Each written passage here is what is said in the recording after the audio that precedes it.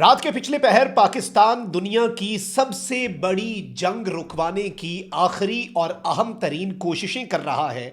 America और Iran से हंगामी राब्ते हो रहे हैं, लेकिन ऐन उसी मौके पर ट्रंप की डेडलाइन तो ये थी कि जब टाइम होगा उसके बाद हम ईरान के ब्रिजेस और ईरान के एनर्जी इंफ्रास्ट्रक्चर को हिट करेंगे। लेकिन इसराइल ने पहले ही बमबारी शुरू कर दी है। क़यामत सुगरा के मनाजिर जो हैं वो ईरान के मुख्तलिफ तनसीबात से मौसूल हो रही हैं और यूं लग रहा है कि सीज फायर के डर के पेश नज़र इसराइल ने धावा बोल दिया है। बिस्मिल्लाहिर्रहमानिर्रहीम, अस्सलाम वालेकुम। मैं हूं मखदूम शहाबुद्दीन। बुध 8 अप्रैल 2026 रात के पिछले पहर में आपसे मुखातिब हूं। कुछ इंतहाई आम तरीन डेवलपमेंट्स हैं। रात के पिछले पहर पाकिस्तान ने पीस प्लान दे दिया है। पाकिस्तान ने टेम्परेरी सीज फायर और आर्जी बुनियादों पर ईरान से यह मुतालबा कर दिया है कि वो आबनाए हुर्मुज़ को खोले और अमरीका जो है वो ईरान पर हमले बंद कर दे। ट्रंप की डेडलाइन जो है वो करीब पहुंच रही है और रॉयल एयरफोर्स जो है बरतानिया की, उसके बेसिस से अमरीका के B-52 बमबार तैयारे ईरान की जानिब रवाना हो चुके हैं और उनका अराइवल टाइम एन अमरीका के टाइम के 8 PM पर बताया जा रहा है, जिस वक्त ट्रंप की डेडलाइन खत्म होनी है। ट्रंप ने ईरान के एनर्जी इंफ्रास्ट्रक्चर और ब्रिजेस के हवाले से यह कहा था कि डेडलाइन खत्म होने के बाद हम हमला करेंगे, लेकिन अब इसराइल जो है उसने ईरान पर अन्य वाह बमबारी जो है वो शुरू कर दी है। मैं डिटेल्स आपके सामने रखता हूं, लेकिन उससे पहले अगर अभी तक आपने इस वीडियो को लाइक नहीं किया, लाइक जरूर कर दें। कमेंट सेक्शन में राय का इजहार भी कीजिएगा, चैनल को सब्सक्राइब कर लें और हो सके तो इस वीडियो को शेयर भी कर दीजिएगा। नाज़रीन इकराम, खबरें ज्यादा इस वक्त ताजा तरीन डेवलपमेंट्स तो ये हैं कि पाकिस्तान के प्राइम मिनिस्टर शहबाज शरीफ ने एक प्रपोजल जो है वो सामने रखा है और इसमें अमेरिका से ये मुतालबा किया है कि आपने ये जो हमले की डेडलाइन दी है और ये जो तबाहकुन हमले आप करने जा रहे हैं, इनमें 2 हफ्ते का आप मजीद एक्सटेंशन दें और आगे बढ़ें ताकि टॉक्स हो सकें। कंस्ट्रक्टिवली पाकिस्तान रोल प्ले कर रहा है और ईरान से ये मुतालबा किया है कि आप अबनाए हुर्मुज़ को परमानेंट खोलने की बात ना करें, 2 हफ्ते के लिए आप आर्जी तौर पर अबनाए हुर्मुज़ को खोलने का ऐलान कर दें। अब याद रखिएगा कि ईरान के ब्रिज और ईरान के जो एनर्जी इंफ्रास्ट्रक्चर है उसे हिट करना अमेरिका का मकसद है और इवन ट्रंप के अल्टीमेटम के एक्सपायरी के मौके पर ही चंद मिनटों में ईरान पर तबाहकुन बमबारी का अमेरिका का मंसूबा है। इस वक्त अमेरिका के B-2 बमबार तैयारे ईरान की तरफ रवाना हो चुके हैं और उनका जो कॉम्बैट ट्रैवल टाइम है वो एग्जैक्ट ट्रंप की डेडलाइन के चंद मिनट के बाद वो ईरान की फजाओं में होंगे। एरियल रीफ्यूलिंग टैंकर्स इस वक्त फजाओं के अंदर हैं।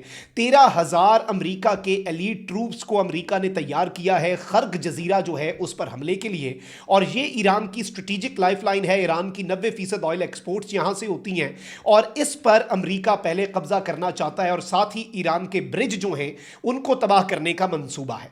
अब एक चीज आपने समझनी है, पाकिस्तान के पीस एफर्ट्स अमेरिका और ईरान के दरमियान है।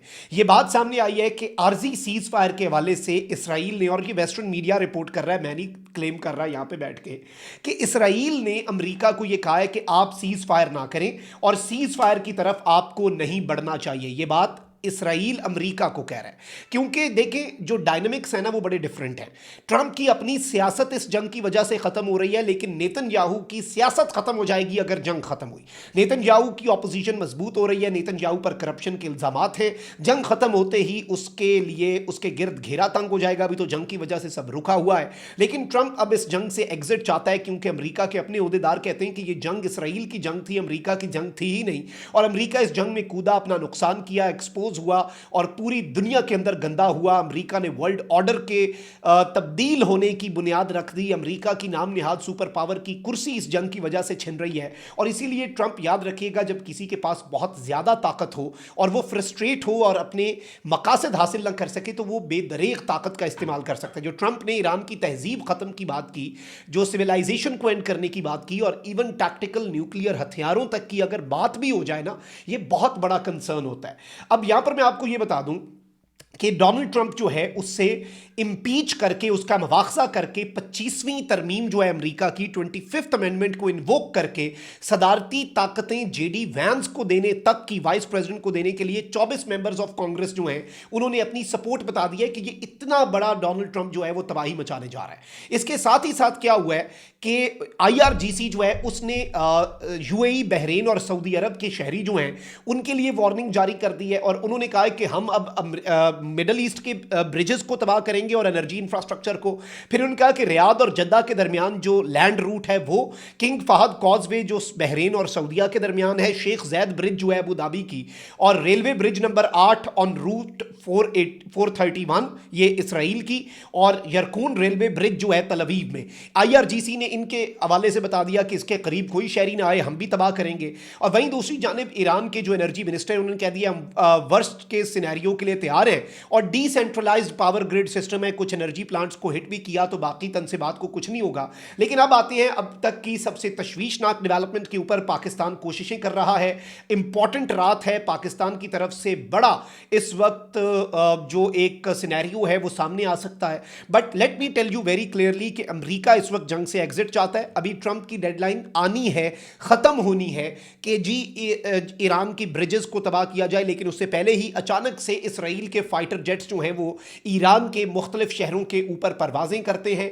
इसराइल ने 8 अहम तरीन स्ट्रेटेजिक ब्रिज जो हैं, पुल जो हैं, ईरान के तबाह कर दिए हैं। अब एक और चीज़ इसमें काबिल गौर है कि ईरान के लोग हज़ारों की तादाद में अपने पावर स्टेशंस, एनर्जी के जो इंफ्रास्ट्रक्चर है उसके इर्द गिर्द और ब्रिजेस पर एक दूसरे के हाथ में हाथ डालकर ह्यूमन शील्ड बने हैं कि भाई हमारे इस इंफ्रास्ट्रक्चर को कुछ ना कहो वरना हम आम सिविलियंस, आम शहरियों को भी मारना पड़ेगा, मारना है तो मार लो। अब ये सवाल अहम है और अभी चीज़ें सामने आएंगी कि इन 8 ब्रिजेस पर कितने लोग मौजूद थे जो सॉलिडारिटी के लिए, अपने मुल्क की हिफाजत के लिए और पीसफुल तरीके से एक डेमोन्स्ट्रेशन के लिए आम लोग, यूथ, एथलीट्स और नौजवान जो हैं वो निकले और हाथों में हाथ डालकर खड़े हुए इस उम्मीद में कि शायद सैनिटी प्रिवेल करे। लेकिन इस वक्त जो मनाजिर हमें रिसीव हो रहे हैं वो तशवीशनाक हैं और यूं लग रहा है कि ईरान के ऊपर इस वक्त तबाही मचाने के लिए जो इसराइल है वो पर तोल रहा है। और इसराइल ने कुछ बड़े हमले किए हैं, कुछ बड़े लेवल पर इसराइल ने पावर स्टेशंस जो हैं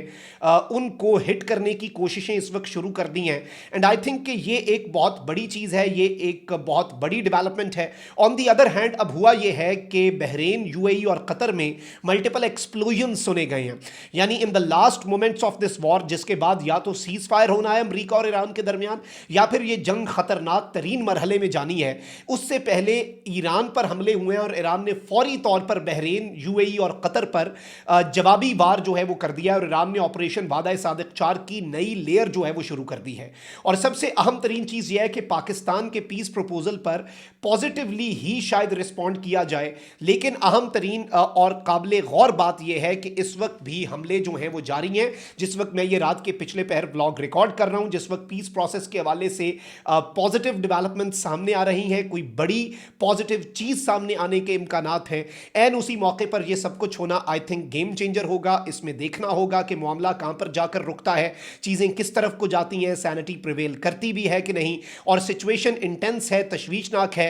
और इसमें एक और चीज़ इंपॉर्टेंट है कि पाकिस्तान जो है वो अभी राब्ते कर रहा है और मेरी कुछ इतलात ये हैं कि दोनों मुल्कों की एम्बेसीज इस्लामाबाद में मौजूद हैं, दे आर ऑन बोर्ड। कुछ बड़े हॉटलाइन और ख़ास किस्म के डायरेक्ट पाकिस्तान ने तारें कर दी हैं, डायरेक्ट राब्ते पाकिस्तान ने शुरू करा दिए हैं। लेकिन इसकी आड़ में इसराइल जो कर रहा है वो परेशान कुन है, वो इस वक्त इंतहाई तशवीशनाक है, जो कि ख़ित्ते को एक बड़ी तबाही की तरफ धकेल सकता है। ये सारी डेवलपमेंट्स थी जो आपके सामने रखना ज़रूरी थी। अपना बहुत ख्याल रखें। अल्लाह निगहबान। पाकिस्तान जिंदाबाद।